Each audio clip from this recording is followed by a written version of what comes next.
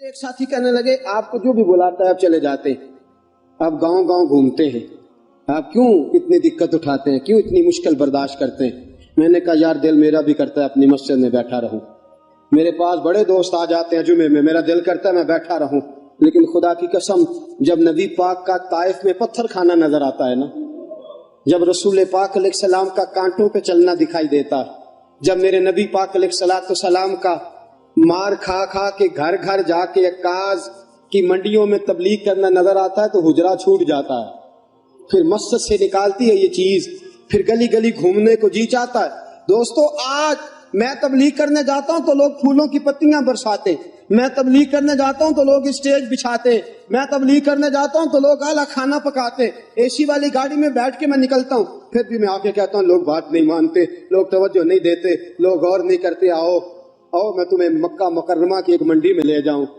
مکہ میں ایک عکاظ کی منڈی لگتی تھی، حضرت سعد بن عبادہ فرماتے ہیں میں اس منڈی میں موجود تھا، کالی زلفوں والے محبوب کے وجود پہ پھٹا ہوا لباس تھا، رسول پاک علیہ السلام کا لباس پھٹا ہوا تھا، ہونٹ مبارک خشک تھے، داڑھی میں گرد و غبار تھی۔ عکاظ کی منڈی میں ایک ایک بندے کے پاس جا کے میرے مصطفیٰ کھڑے ہوتے تھے اور ایک ایک بندے کو بلا کے کہتے تھے کلمہ پڑھ لے اللہ تجھے فلاح دے دے گا، کلمہ پڑھ لے۔ آپ فرماتے ہیں میں نے پیچھے دیکھا ایک بابا، بوڑھا بابا، لمبی قمیض پہنی ہوئی ہے اور اس نے اپنی جھولی مٹی سے بھری ہوئی ہے، جب حضور تبلیغ کرتے تو وہ نبی پاک میں مٹی ڈالتا اور کہتا ہے اس کی بات نہ ماننا یہ مجنون ہے، اس کی بات نہ ماننا یہ معاذ اللہ جادوگر ہے، اس کی بات نہ ماننا یہ قاہر ہے، اس کی بات نہ ماننا یہ ساحر ہے، اس کی بات نہ ماننا یہ لوگوں کو گمراہ کرتا ہے۔ معاذ اللہ نبی پاک عکاظ کی منڈیوں میں ایک ایک بندے کے پاس جاتے، ایک ایک بندے کو جا کے تبلیغ کرتے، ایک ایک بندے کا دامن تھامتے، کبھی کسی کو کہتے کلمہ پڑھ لے، کبھی فرماتے ہیں وہ پیچھے جو تھا، اور فرماتے میں نے سوال کیا آگے کون ہے؟ لوگوں نے کہا محمد ابن عبداللہ ہے۔ میں نے پوچھا پیچھے کون ہے؟ کہا اس کا اپنا چاچا ابو لہب ہے۔ ابو لہب مٹی ڈالتا ہے، میرے رسول پاک صلی اللہ تعالی علیہ وسلم اس مٹی اور گرد و غبار کے عالم میں پھول برساتے، تبلیغ مشکل ہو گئی۔ آؤ سنو میرے نبی پاک نے کس حال میں تبلیغ کی۔ حضرت صدیق اکبر فرماتے ہیں میں نے وہ حال بھی دیکھا کہ میرے نبی پاک کے گلے میں کافر چادر ڈال دیتے تھے اور چادر ڈال کے بل دیتے تھے، اور میں نے وہ حال بھی دیکھا کہ میرے مصطفیٰ کو حرم کے اندر خدا کے گھر کے سین میں لٹا دیا کافروں نے، جوتے اتار لیے، اور رسول پاک علیہ السلام کے وجود اطہر پر بشر کی عیب پوشی کے لیے جس کو اتارا تھا، بشر کی چیرہ دستی سے وہ دامن پارا پارا تھا، فرمایا نبی پاک علیہ السلام کو مارتے تھے، حضور کے وجود سے خون نکلتا تھا، نبی پاک علیہ السلام کو مار مار کے تھک جاتے تھے تو حضور نظر اٹھا کے کہتے تھے ظالموں میں پھر بھی تمہیں کہتا رہوں گا کہ خدا وحدہ لا شریک ہے۔ میرے دوستوں رسول پاک کے راہوں میں کانٹے بچھائے، 3 سال میرے نبی نے قید کاٹی، 3 سال میرے مصطفیٰ نے بھوک کاٹی، اور آج 2 بچیوں کے ساتھ سفر کرنا پڑے تو لوگ مسجدوں میں آ کے اپیل کرتے ہیں میرے ساتھ بچیوں کا ساتھ ہے، میرے ساتھ تعاون کرو۔ میرے نبی کی 4 بیٹیاں، شیب ابی طالب کے وہ دن، سیدہ خدیجۃ الکبریٰ، جناب ابو طالب کا بڑھاپا، بچوں کا رونا، ساری رات بچے روتے رہتے، ساری رات میرے مصطفیٰ کی آنکھوں میں آنسو رہتے۔ میرے دوستو کیا کیا دکھ اور کیا کیا تکلیفیں بتاؤں جو میرے نبی نے تیرے اور میرے تک دین پہنچانے کے لیے اٹھائیں۔ اور آپ کو ایک بات بتلاؤں، ابو جہل کتنا ظالم تھا، حضور کو پتھر مارتا تھا۔ پتہ ہے رسول پاک ابو جہل کے گھر کتنی بار گئے ہیں؟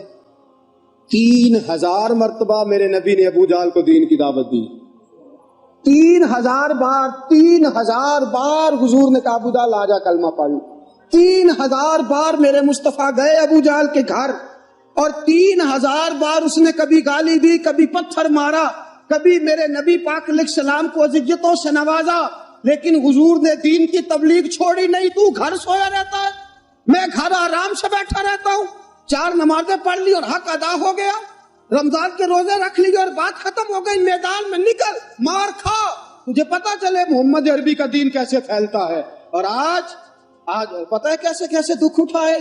خدیجۃ الکبریٰ کہتی ہے مجھے لگتا ہے سب سے بڑا دکھ یہ تھا کہ میرے مصطفیٰ کی 2 بیٹیاں ابو لہب کے 2 بچوں کے نکاح میں تھی، 2 بچوں کا نکاح، 2 بیٹیوں کا نکاح ابو لہب کے 2 بیٹوں سے ہوا تھا، ابھی رخصتی نہیں ہوئی تھی۔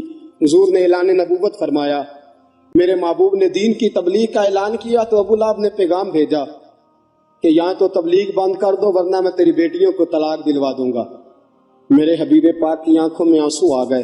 حضور نے فرمایا ابو لہب تیرا اختلاف میرے ساتھ ہے، میری بیٹیوں کو اذیت نہ دے، میری بیٹیوں کو تکلیف میں، بیٹیوں والوں اور بچوں والوں اور گھر رکھنے والوں اور اپنے گھر میں جا کے اولاد کا ماتھا چومنے والوں سنو، حضور نے پیغام بھیجا اختلاف میرے ساتھ ہے، میری بیٹیوں کو اذیت میں مبتلا نہ کر۔ سیدہ طیبہ خدیجہ الکبریٰ کہتی ہیں ابو لہب نے کہا بس دو ہی باتیں ہیں، یا دین چھوڑ دو یا طلاق تیرے گھر میں پہنچنے والی ہے۔ نبی پاک علیہ السلام نے گردن جھکائی، فرمایا جے سونا میرے دکھ وچ راضی تے میں سکھ نو چلے ڈاواں۔ میرے دوستو دو شہزادیاں بیٹیاں ابھی گھر سے گئی نہیں تھی، جب پیغام آیا نا تو سیدہ خدیجہ الکبریٰ کہتی ہیں میرے مصطفیٰ نے بچیوں کے سر پہ ہاتھ رکھا اور حضور کی نظر آسمان پہ ٹکی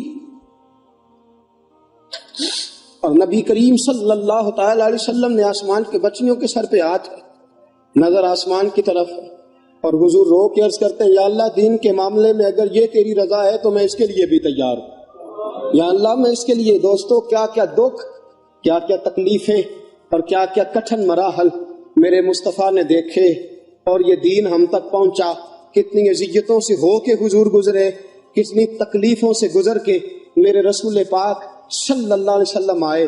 اور حضرت زید بن حارثہ فرماتے ہیں ایک دن میں نے وہ دیکھا جو میں کبھی بھول نہیں سکتا، طائف کے بازار تھے اور میرے مصطفیٰ لوگوں کو دین کا پیغام دینے گئے تھے۔ فرمایا طائف کے لوگ پہلے تو نبی پاک پہ تانے برسانے لگے، کہنے لگے خدا کو تو ہی ملا تھا رسول بنانے کے لیے، معاذ اللہ استغفر اللہ، تیرے جیسے بھکاری کوئی رسول بنانا تھا، نقل کفر کفر نہ باشد استغفر اللہ لا حول ولا قوت۔ پہلے حضور پہ انہوں نے تانا و تشنیع کی برسات کی، پھر اوباش لڑکوں نے پتھر اٹھائے۔ فرمایا وہ میرے نبی پاک کو پتھر مارتے تھے، رسول پاک علیہ الصلوۃ والسلام بیٹھ جاتے تھے، پھر وہ حضور کو پکڑ کے کھڑا کرتے تھے۔ حضور کا علم نشرہ کا سینہ لہو لہان تھا۔ فرمایا حضور کو کہتے تھے چلو، حضور قدم اٹھاتے تھے تو نبی پاک کے پیر پہ پتھر مارتے تھے، زخم لگتا تھا تو حضور پیر اٹھاتے، دوسرا پیر رکھتے تو پھر پتھر آتا۔ ان پتھروں کی برسات میں میرے نبی نے دین کا پیغام پھیلایا، ان پتھروں کی برسات میں حضور نکلے۔ طائف کی وادی سے آج بھی جا کے سوال پوچھ، طائف کا میدان آج بھی اس واقعے کو یاد کر کر کے روتا ہے، آج بھی آسمان تڑپتا ہے، ہم نے وہ منظر دیکھ رکھا ہے۔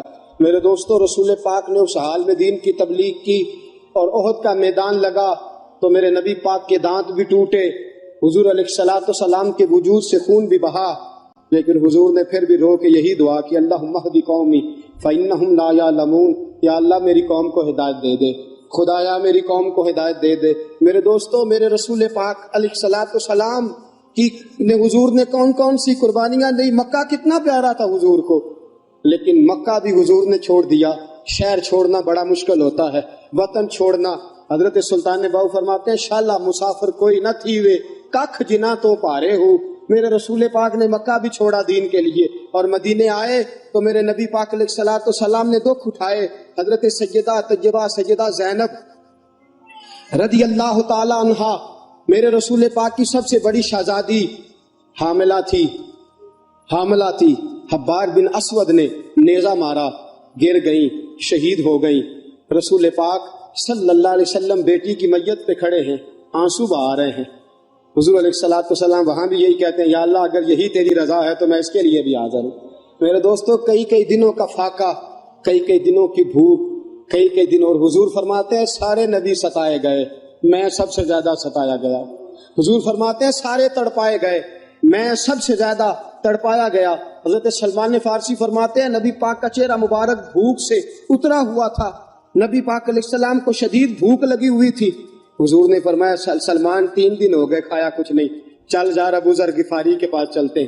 فرمایا ابو ذر غفاری کے باغ میں گئے، جاتے ہی میں نے حضرت ابو ذر غفاری رضی اللہ تعالیٰ عنہ کے باغ میں جاتے ہوئے جناب عثمان غنی کو بھی لے لیا، جناب ابو بکر و عمر و علی کو بھی لے لیا۔ پہنچے، جا کے میں نے کہا کہ ابو ذر 3 دن ہو گئے نبی پاک نے کھایا کچھ نہیں، 2 جہاں کے شاہ ہیں، پاس کچھ رکھتے نہیں، 2 جہاں کی نعمتیں ہیں ان کے خالی ہاتھ میں، فقر اختیاری ہے، نبی پاک نے خود اس کو اختیار فرمایا، 3 دن سے کھایا کچھ نہیں۔